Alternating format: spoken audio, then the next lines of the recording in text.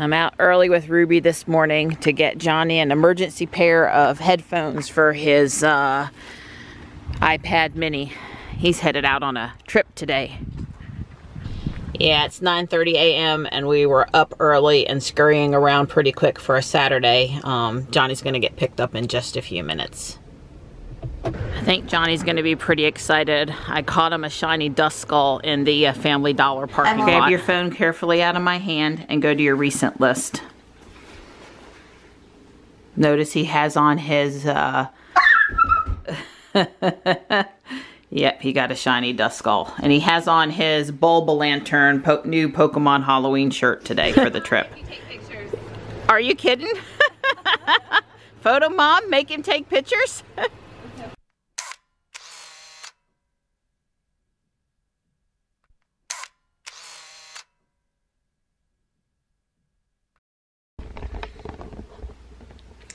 So look, we know today is day 500. It's not lost on us. Today is day 500. 500 days 500 days making videos. Not missed a day. Posted late a couple of times, either due to technical or internet difficulties, but not missed a day.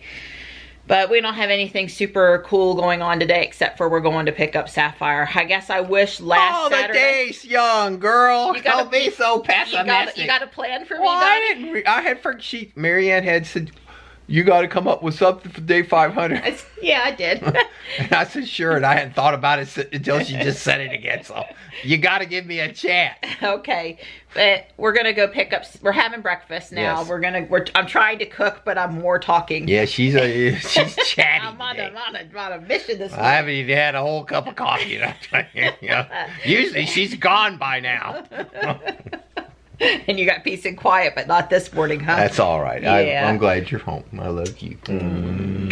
But, so we're going to go pick up Sapphire in a bit. It's not super cold here today. Nope. And it's not currently raining, but it's all wet out there and it's cloudy and it looks like it could rain any minute. It's supposed to clear up this afternoon. Yeah, well, right now, I'll believe it when I see it, but it is, of course, possible. But I guess I was wishing that last weekend was day 500. I had realized. Oh yeah, that would have been. So could we pretend maybe that last weekend was day 500? Because you know it's really hard for me being a mom and volunteering at the school and making the videos to coordinate like super big things for certain days. It just doesn't work out I'm really good at finding cool stuff for us to do, but not on a schedule. You know, like we go to all of the car shows we can get to cover them, and all of the, every time Tesla owners get together in a triangle, we go to them, and but I can't make them happen on the special days when y'all might be hoping there would be something more special. So, well, you know, Sapphire got 40 dot what? She has 40.1, I believe. She's pretty current on version 9, but she doesn't have 2018.42, which we really care more about on Ruby than we care about on Sapphire, so I can get my split screen back and not have to gripe every time I get in the car, which I am doing behind the scenes. I am griping about the MCU. I'm just trying to be a good girl and keep on my Tesla face in the videos, but I miss the old UI. But yeah, so we should be able to check out some version 9 stuff on Sapphire this afternoon. Of course, I won't be in the car with Dawn on the way back from Tesla, but maybe we could go for a drive together when we get home. I may have to let her drive Sapphire home. Hadn't thought about that. That's a possibility. That's a possibility. Yeah. But anyway, so yay, happy day 500. Day 500. Yep. Congratulations. You know, it's a lot of work. You know, obviously, I try to help the best I can, but I don't have the creative juices that Marianne's got. Yeah, she's a much more creative type person than I am. Well, I don't know. I'm a doer. Yeah, I'm a doer at IBM with Don when I worked for him. If he needed something done, I'm a doer. I've got more energy than most people. I'm a procrastinator. I'm a doer. Like, you just let me know it needs to be done, and I stay on it until it's done. That's what I am. No. Creativity sometimes falls behind the urge to do, but... Yeah, I try to be creative, but when you're cranking it out and you're you're really tired, sometimes it wanes a bit. What I was trying to say is, you know, I see her when she edits the videos, and I see some of the videos she starts with, and then how she edits them and splices them together and stuff, and that's where the kind fixes my mistakes sometimes. Well, yeah, but the thing is that, you know, I try to keep the videos flowing and moving. I mean, every now and then things don't work out the way we had hoped or she hoped, but I think it is. But it's a lot of work. I mean, it's a good 2 hours. Forget shooting the video, just the editing is at least 2 hours or more a night, every night. Yeah. Well, thanks, Donnie. I love you. I love you too. Okay, actually, it's, you know, day 500, and here's to 500 more. Could be. So Don and I are playing IBM level 2 customer service reps. Well, maybe with a little bit of level 2 and a little bit of level 3. Level 3 being the change team, the people that fix the bugs in the code. Because Don and I did those roles for IBM, and we're trying to get our head around how Sapphire could have drained the 12-volt battery, and us not, us meaning us and Tesla, not understand exactly how the battery drained, because the big battery is responsible for keeping the 12-volt battery charged. And so if the 12-volt battery goes down, it's, as we know, either a defect in the 12-volt battery, or because for some reason the BMS wasn't, the battery wasn't charged, you know, the big battery wasn't charging the little battery. And then if we have a scenario where the 12-volt battery drained and we didn't capture why it drained, then we probably, Don and I, we would be adding new messages in, trying to capture that. We would, if we missed it, we would be trying to add in some more debug stuff to figure it out if it was going to happen again. We have, I realize that they can't do custom modules, I understand, but the whole point is you've got to, if you come up with a hypothesis that says, well, this could happen or this could happen, and I don't know which one of those got me into this, you know, we would set a slip trap or something like that to capture that particular one. I understand they can't do slip traps and things of that nature, but you could at least request to have an additional message put in to be logged. It's my understanding that they log, like at least on the Model S and the Model X, which is, I've watched more video of those videos, there's a couple 100,000 messages a second that get passed around on the various different buses, CAN bus, what is it, Lin bus, whatever, and I think there's a third one. Anyway, there's these various different buses, there's these messages that get passed around. You know, if somebody raises their hand that says high voltage unstable, that's fair. You know, that ought to get captured and put someplace where even if the 12-volt battery dies, that gets logged. And so I guess my point is, I'm scratching my head a little bit why they don't have a little bit more crisp scenario, and even if they couldn't figure out how it happened, then you add a couple more messages so that the next time this happens, you can figure out which one of these two scenarios happened. Anyway, just been there, done that, folks. Right. I guess we're, as software engineers, a little frustrated that we can't see the log for ourselves. We want to look at the log, okay? We've looked at lots of admins of hundreds of thousands of, you know, data dumped, and if we can't figure out from the log, maybe that's because we need to write a log sniffer tool, because we've got experience doing that too. Like, we've got all these messages and we cannot find the one we think we want.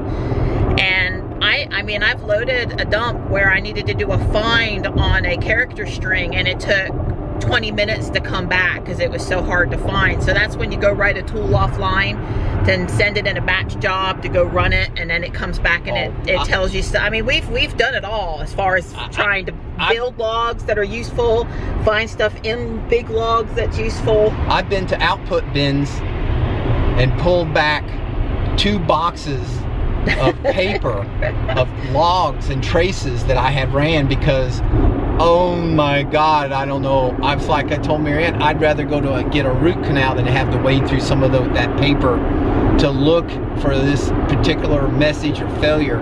But sometimes that's what it took. And if you don't, you know, we eventually developed tools to filter through all that stuff, or learned how to use our tools better. I mean, I've set some logic up on filters, you know, some arguments that, you know, it's like, God, if you asked me to look at those today, it'd take me 2 hours to look it up in the book and try to explain what the hell this thing was filtering on. But I've done those kinds of things, and you know, the point is, the first thing is it's got to be in the log. So the developer who wrote the code has got to understand that the types of failures that that can happen. You know, and at that point, you know, the next thing is you got to capture them or flag them as an error. I don't know. We had 3 levels, 3 broad categories: informational warning and error messages. And we had, in each one of those, there might have been literally thousands of informational messages, hundreds of warnings, and dozens of errors. And that was back in a simple, you know, God, how big was the product? 500 million lines of code? I mean, it was a trivial product and it had that many. I can imagine now there's probably hundreds of millions of lines of code in a Tesla, and I gotta believe there's gotta be literally tens of thousands, or probably hundreds of thousands, maybe 1 million different messages that were possible. You know, the granularity goes up over time. Anyway, taking a deep breath. Yeah, it's just hard not being able to see the log, and it's hard not being able to read the back and forth from the engineers as they're trying to figure out the problem, to understand where their head was while they were researching the error, because we're so used to being in the thick of it. Yeah. It's uncomfortable being on the outside of it. I think I'm going to sum it up right there. It's hard being on the outside. I want to look at the data. And you know, at IBM, they had the customer-facing interface system retained, so when you report a problem as a customer, you can read everything the engineers are saying about your problem along the way. So, you know, as level 2 reps, there's, you know, we had to learn how to tactfully, yeah, not be disparaging, not cuss, not put anybody down, you know, and be very descriptive. And we would, you know, some of us would share more than others. And Don and I were really good at sharing. This is where we are. We have no clue. This is where we're headed. This is what this is how we're, yeah, I mean, Don and I were pretty descriptive as far as level 2, level 3 people went, and explaining to the customer what they wanted to know. But anyway, our customers could read our thought process, and I feel like we're on the outside here. You know, when people talk about the viability of Tesla long-term, they mention how fast can they build cars, and do they need to gain capital, and the competition that's coming out, and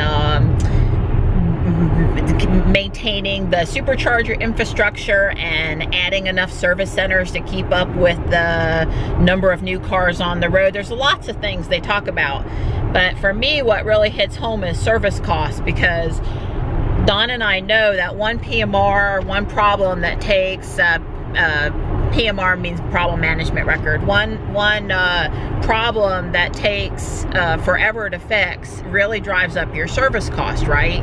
And so that's what would cause tools to be built to look at the logs and such. But I really have to, it scares me a little bit, because I know about servicing software, and Tesla is a big computer with a lot of complicated software on it.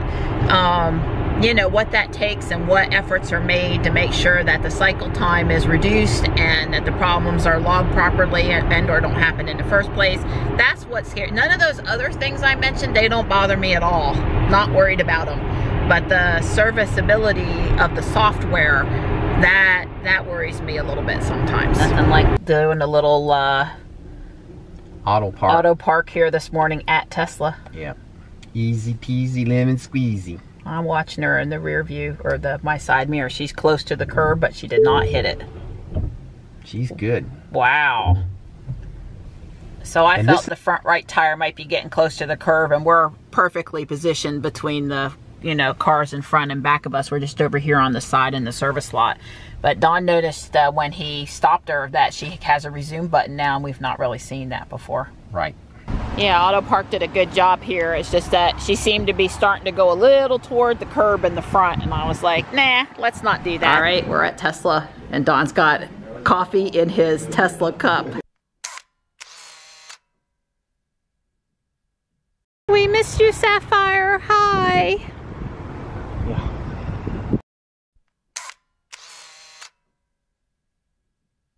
Don John's gonna drive Sapphire. I'm driving Ruby. We're gonna meet up at the house. I'm gonna try to follow him, but if we get separated, I know where we're going.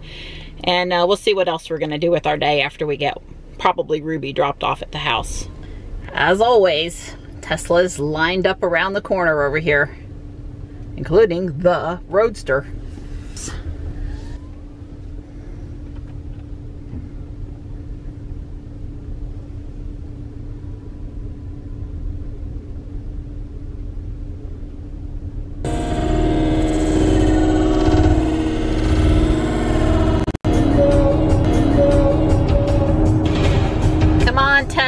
I need you to pick up the speed limit on this road. So were you on autopilot when we took the ramp to go to 40 off of 540? That big curve up there by Tesla? I was on autopilot up to the point where I got over, and then it was just on traffic aware cruise control. I had to turn the wheel. So sure. It knocked her out but she slowed you down herself. She slowed me down. Yeah, right. I was like, the car was a little, what's the word I want to use? Extra careful on the curve, I thought. She was, you were going slow, Donnie. Right. I would say, as far as, you know, of course, I've been driving Ruby with version 9. And I just drove Sapphire with version 9. And I would say I can't really tell any big difference.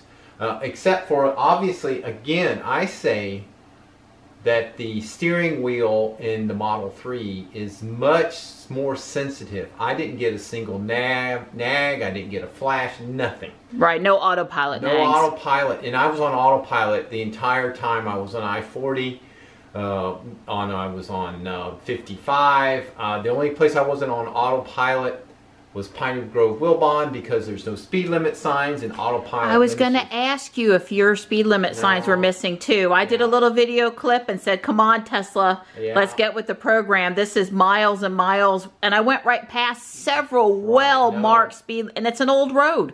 Yeah. It's no excuse, it's a new road. That's right. And so I was on traffic aware cruise control there, so I could do 50. But I drove, so the only time I drove the car was the 5 miles on Piney Grove Wilbon, basically. Everywhere else, I was on autopilot almost continuously. Well, when I was behind you, I only saw you go to the left one time, just a little bit. I saw one swerve to the left. That was about a 10-inch swerve. Right. I bet you felt it. Yep. It was enough. I would be surprised if you didn't feel it. Both one time it was when I was putting on traffic aware cruise control. You know, I was probably a little closer to the right edge than, because, you know, I'm kind of a right edge kind of a guy, and she snapped me to the middle of the lane, so that was pretty abrupt. But that was fine. I mean, she did it right. And then the other time was there by the Target on Holly Spring, on 55 there in the bypass.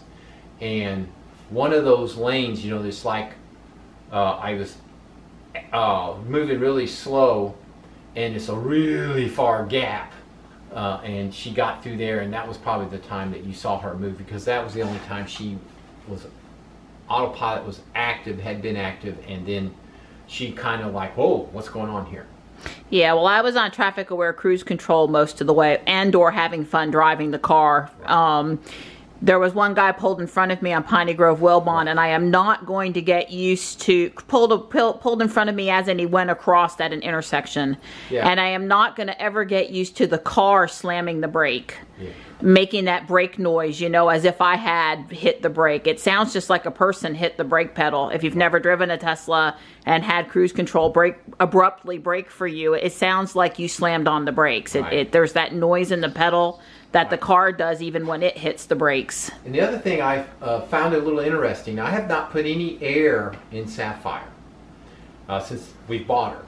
And the tires. The tires. And now we're cold weather, and I had to add air to Ruby. But no air to Sapphire. Yeah, and she's at 48. Well, maybe PSI. They fixed it for you at the service center. Well, they may have put air in there. Because it got cold while she was up there, and they might have got that little warning. Possible. Yeah, I'm going to say they checked your air pressure for you. Right. Well, they didn't charge her. Why was there? Right, so it's down at 155 or something. When I got in the car, it was like at 130. Okay. And when I got home, literally driving in, it was at 100 miles.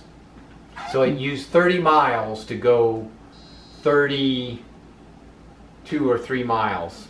Yeah, your efficiency sounds pretty good on the way home. It was like 275 watt-hours per mile or something like that. And that's, of course, doing 75 on the 70 on the interstate. Yeah, well, here she is, folks. She's back in her bay. I don't know what the cats are going to think when they come in tonight to sleep, but well, that's all right. They'll just walk on her. I'm sure she'll have footprints on her tomorrow morning. We can just guarantee she's going to have a footprint or two. Yeah. It's not bad when the ground is dry. There's really it's footprints in dust. But when it's rained outside and they walk on the car, then the footprints are not, then it's kind of mud prints, and that's really not so good. Yeah. And here's Tux out here stretching his legs. And to be clear, he is not the one that walks on the car. It's our two little lightweight gray girls. Not him. I'm scratching his tushy over here. Okay, I'm sorry. I can do a little less aggressive, buddy. A little less aggressive. Hi. He says, don't stop. Please don't stop, Mom. Please don't stop. So Don researched on his Chromebook at the house some things for us to do, and decided that I would particularly enjoy watching and filming a glass demo, a Halloween glass demo, which is over in Farmville, North Carolina. Now that's east of here. That's toward the shore. That's near Greenville. It reminds me of Prattville, where I grew up. Farmville, Prattville. So we didn't leave Tesla today with a lot of charge on Sapphire, and even though Dawn plugged her in as soon as we got home, we really don't quite have enough to be comfortable to go out to Farmville and back without needing to supercharge at some point during the trip. So we basically had three options. One, drive over to Farmville, watch the demo, go a little farther into Greenville and use a J1772 before coming back home on the same path. Two, go to Farmville and enjoy the glass demo, and then go north to the Rocky Mount Supercharger and charge. But that was going to cut us close at like 5% charge based on our starting charge. Or three, go to Raleigh North Hills, add in a little extra charge, and then go out to Farmville. And that's really not that far out of our way. So that's what we've decided to do. Yeah. Did I explain that okay that time? Right. Basically, there's a belt line around Raleigh. If we were going straight to Farmville from home, we would go up to Raleigh and take the belt line, but we would take the southern route around Raleigh. The supercharger is on the north loop of the belt line. So instead of taking the south side of the belt line, we're going to take the north side of the belt line.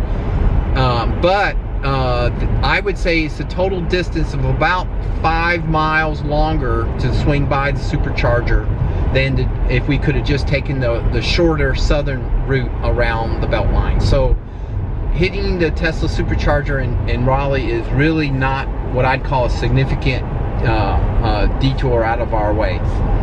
Yeah, and we won't have to stay there a super long time. No, the demo is at 7 p.m. So when we get to the supercharger, we'll try to send the directions to our car. Marianne will pull it up on her Apple thing and see what it'll do, and then we'll judge how long we want to stay there. This is where that waypoint would be good. In other words, it'd be nice to be able to put in Farmville and then our home address. So it would tell us how much we would need to go that whole way, but we'll figure it out. We were about to complain about where the heck was navigation taking us, but in this case, it's actually taking us around the back road and bypassing all the traffic, so shame on us. Yeah, North Hills is just a little busy here today. Hopefully we're not iced out and we get to charge. All right, there's spots.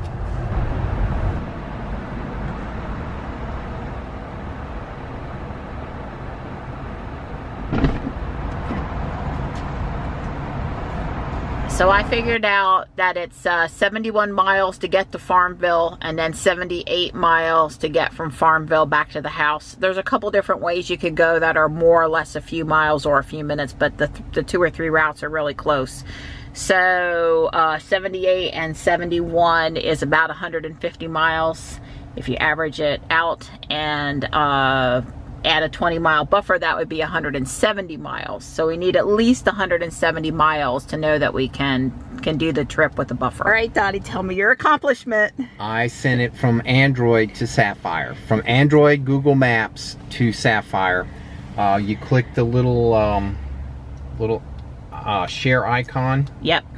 And right here, I just clicked this little share icon, and there was the Tesla, and I clicked on that Tesla, and boom. Way cool. Now I won't be responsible for it all the time. Yay, I found one here, and it's black this time. Woo. So we went into Target, used the restroom, got a Frappuccino for me at Starbucks, I shared. Walked over and found the Tesla car, grabbed a set of Sony earbuds, and came back out, and we're at 241 miles. So we're gonna unplug here in a minute and head on out. Yay! Sapphire now has the energy screen like the Model X and Model S do.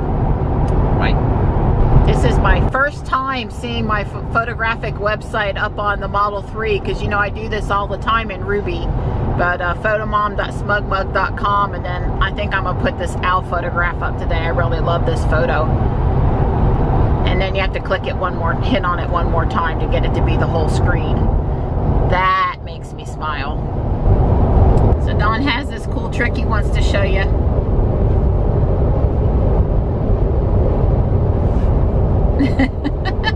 And you said, ahoy. And you said what? That's what Alexander Graham Bell wanted people to answer the phone. When you answer the phone, instead of saying hello, he wanted people to say ahoy, ahoy.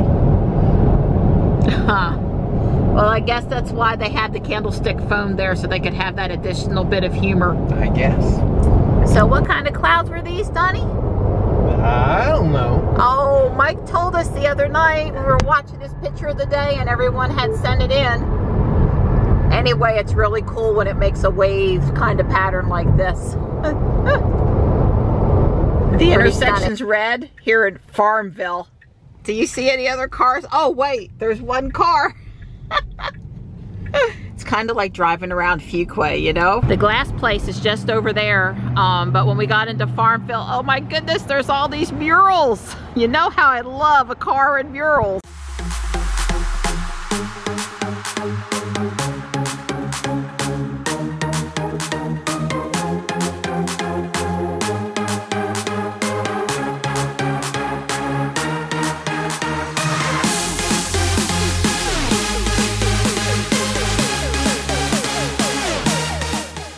We decided to try the local Mexican place in town.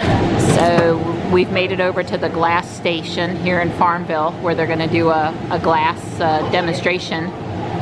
There's about 20 other people here besides us, and it's warm where we're sitting because they have these kilns all fired up. I've seen glass blowing on YouTube, but I've never seen it in person. So I'm really excited. I think Donnie's done really good picking this out for us. Well, glass doesn't stick to cold steel, so there's a flame shooting across it that preheats the tips for us, so they're ready to go at a moment's notice. Otherwise, we'd have to use one of our holes here to heat it up, and I'm too impatient for that. And we've got the rails here that we roll the pipe on. You'll see me moving back and forth between all these areas quite a bit. This steel table here, it's best to think of it as just another tool. It's called a marber, M-A-R-B-E-R.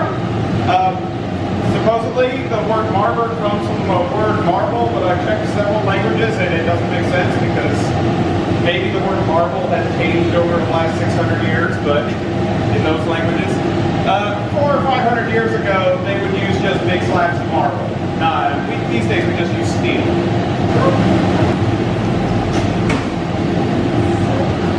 There we have it, the molten clear glass. And you can see at this temperature, it's about the consistency of slightly thick honey. If I don't rotate, it just drips right down.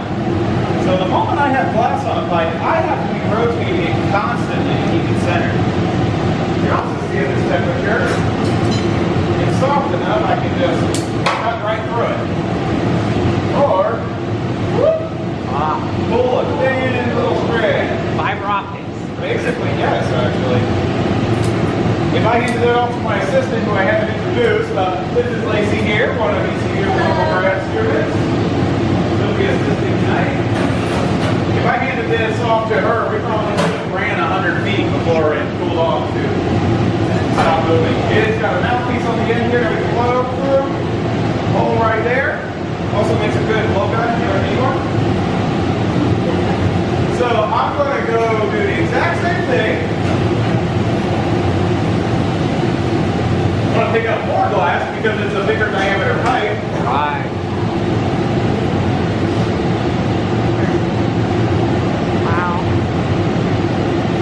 So right now I'm just letting gravity pull the line to us after the fact and have a pumpkin with a witch's hat. So he said he's making a witch's hat tonight. And that they made a pumpkin at the library earlier today and are going to merge them next week. Make sure it's not clogged. And get a good gather of glass.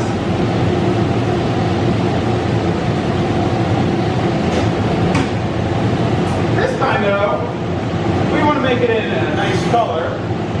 So we're going to dip in these chunks of the glass color we already have set out here. You see, as long as I'm hot, it will pick up those chunks. Heat in this case is sticky in a sense. So the color I'm picking up is brown. It looks a little weird in the container there. But some glass colors do something called striking, that when they get reheated, they change color on you. So I suspect that's why that one looks, well, blue. There are some reds that when you get them are perfectly transparent. You pick them up and you heat them up, all of a sudden, bam, red. I don't even want to begin to understand the chemistry or physics behind it. So I'm going to put several coats of the brown on. We decided to go with brown as opposed to black because it will be a little bit like the sorting hat from Harry Potter as well that way. And we thought that was fun as well. Using a thin spoon here called a block to shape this. It's a little too much glass to get into that cylindrical shape. The spoon stays in the bucket of water behind me. And as long as we keep it wet, it doesn't burn up. What you're seeing there is steam, not smoke. So you see I also dip it again every pass or so. I feel like this might be better. So now that I got them in a nice symmetrical shape, I'm going to blow air again.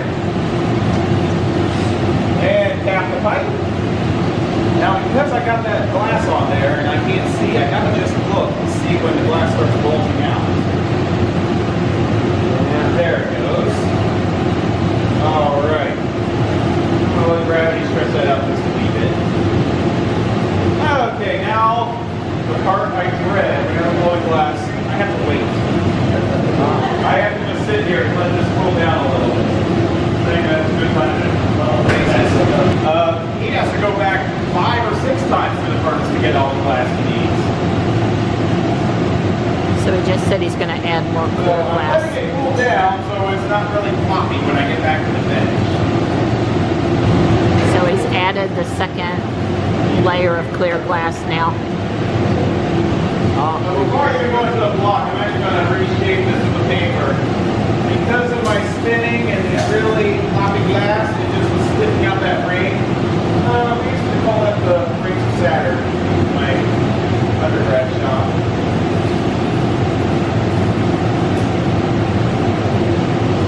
10,000 years? You got the right number of digits. Okay. 2,000. 3,000? Split the difference. 2,000. 2,000. We actually don't know exactly, but it's about 2,000 years. It seems like every year or two a new article comes back out pushing the date a little further back. Generally, it's always been said about the AD BC crossover right around that time.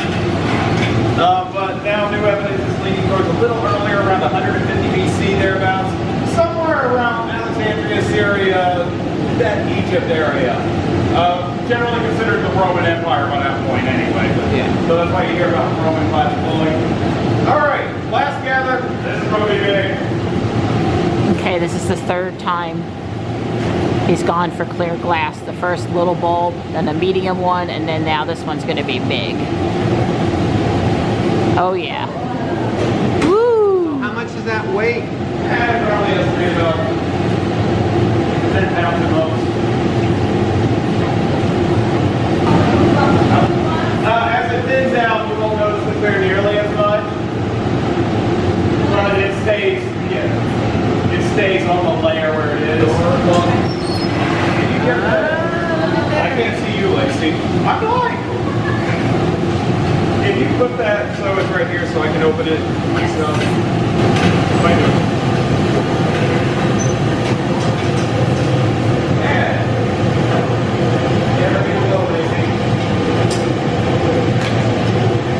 Now I'm going to sit here and shape this some with the newspaper while my assistant blows my color. Alright, go ahead, a little light.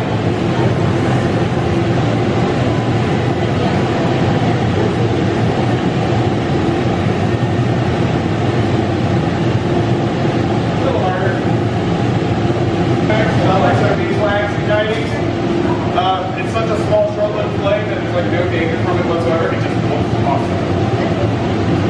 So he's putting in what he calls a jack line. It's to help him take the piece off of the rod later on. A little harder, please. Lacey's still over here blowing. And that's ceramic blow pipes. Okay. And some archaeologists, go ahead, a little light, did actually manufacture some ceramic blow pipes in place. They would have had it at the time to see if it would even work. Okay. And it did. But unfortunately, none of the tools had survived. Historically, they did have fire break out and nearly burn down the entire region. So they moved it to the island, so at least that way it would be contained should there be an accident. Alright, so I'm letting gravity stretch it out a little. That diameter. Because honestly, I have enough glass here to make it about 2.5 feet tall.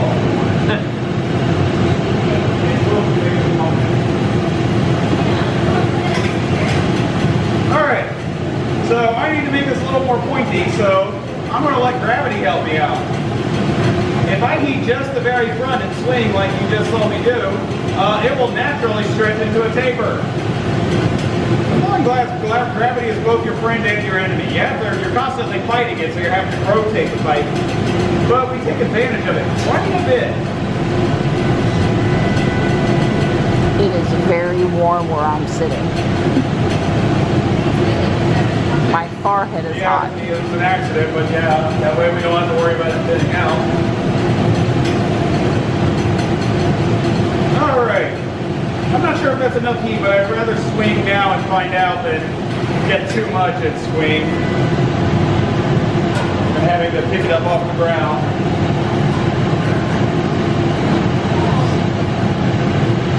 Oh, it is getting more pointy.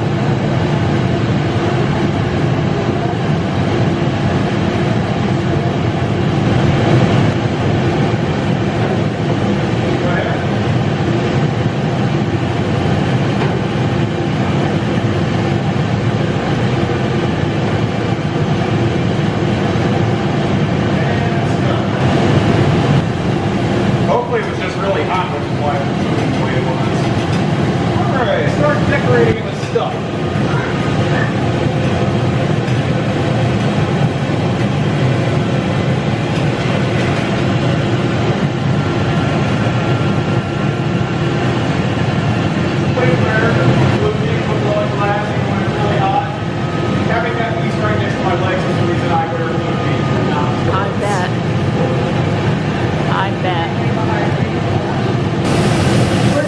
They're going to add a band onto the hat.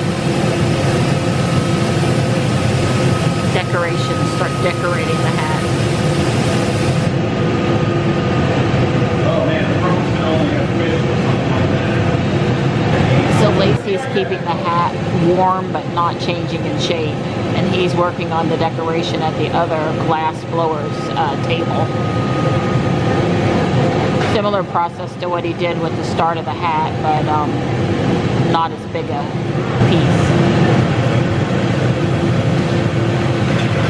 Now get a little extra heat in the front half. It's a little long, so that back half is getting sloppy fast. Nope, I just in the back of the hole. Neat. Like that,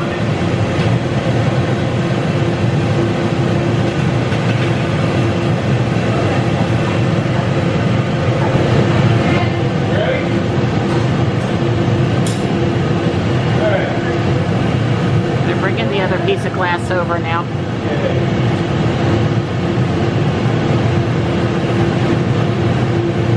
Trying to visualize what they're doing. I guess putting the rim on the witch's head.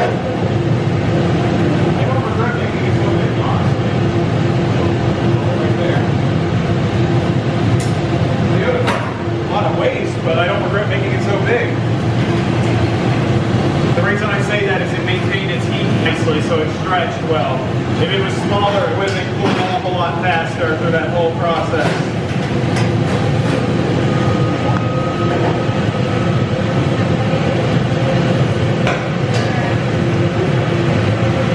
Got to heat up the seam area a little bit more, I guess. All right.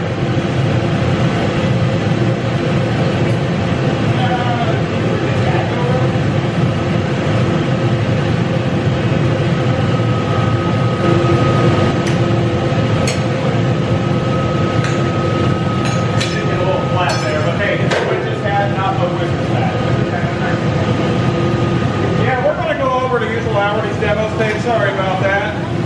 I was planning on adding a buckle. I guess that would add 20 minutes. We're on to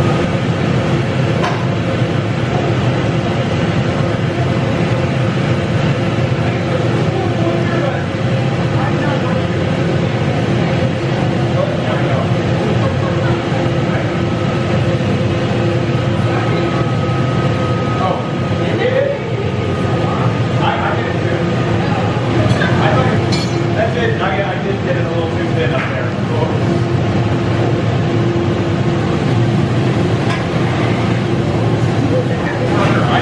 I can blow thin and handle it.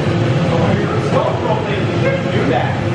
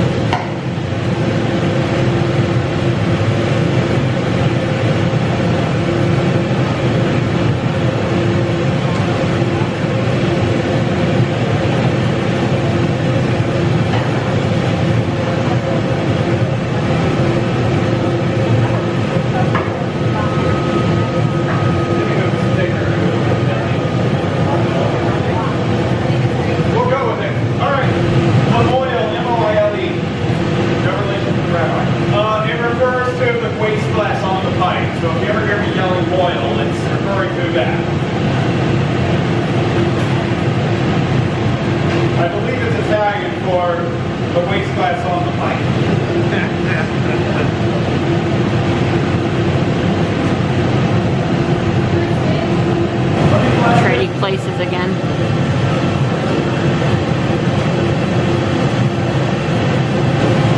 So getting ready to bring the two pieces back together.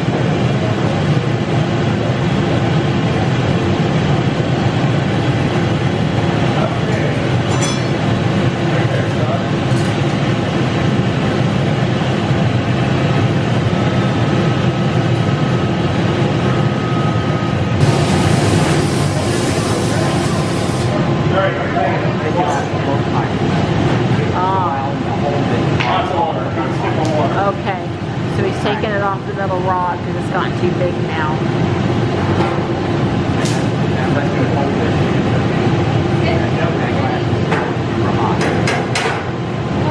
Oh, wow. Now, I just hope I didn't make that too thin. Can you get the other door lacing? I just hope I didn't make that so thin that it won't support the weight. Yeah, I suppose losing it inside of there wouldn't be the best. They have a name for when it drops in the kill? What? They have a name for when it falls off? If it falls on the floor, we call them floor models. If it falls in there, we call it... Ah! Everybody panic! Don't paint! Scoop it out! Damn, I was never done. So he's flattened out the bottom half, getting ready for the flat part. Awkward glass pieces I helped with. That chili pepper we made that one time? The chili pepper. This is basically the chili pepper. Oh! That bitch, I can't see.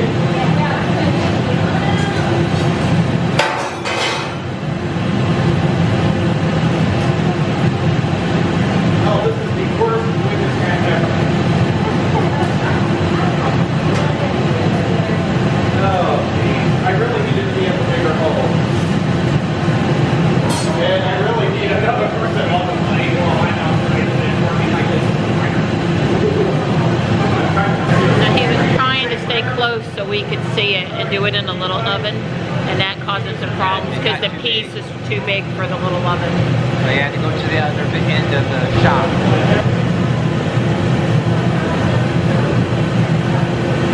So to make the brim, he kind of flipped up the bottom.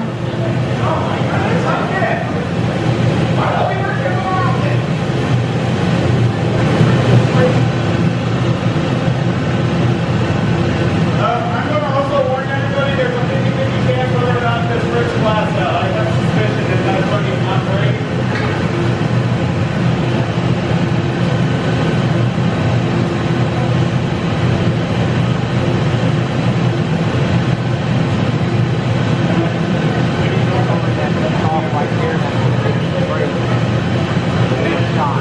I can't take the stress of designing glass. It's too stressful for me. I know, but it's like it's so stressful.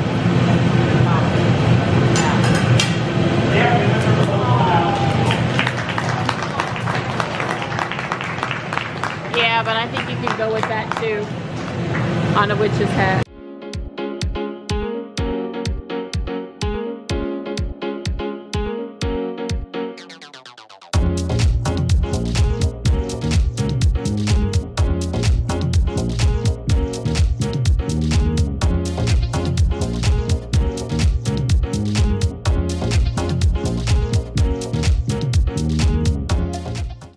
So this is the GlasStation, get it?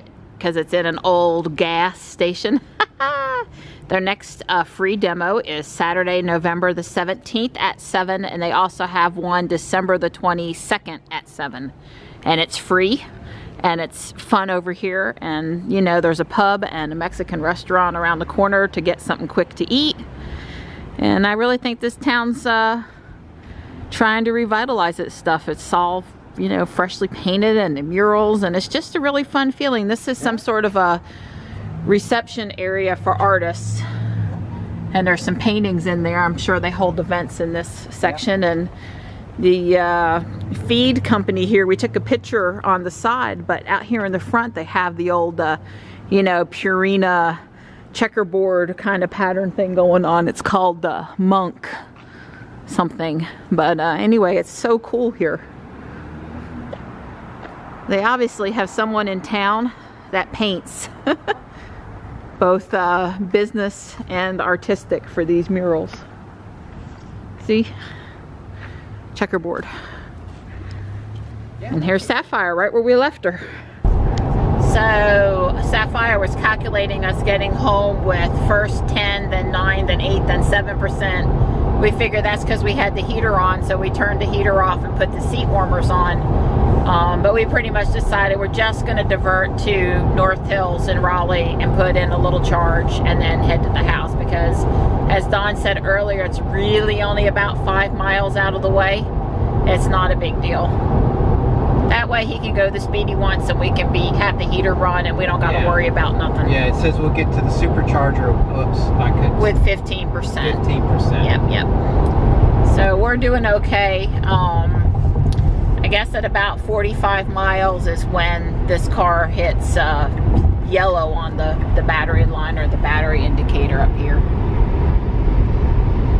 She keeps telling us our destination is on the left. Sorry, our destination is on the right. Right as we backed into the supercharger stall. Yeah. So I guess you're watching the energy consumption here to get home, and when it gets up high enough, then you and the car are gonna say we can leave? Yeah, well, I guess what it's saying is obviously we don't want to.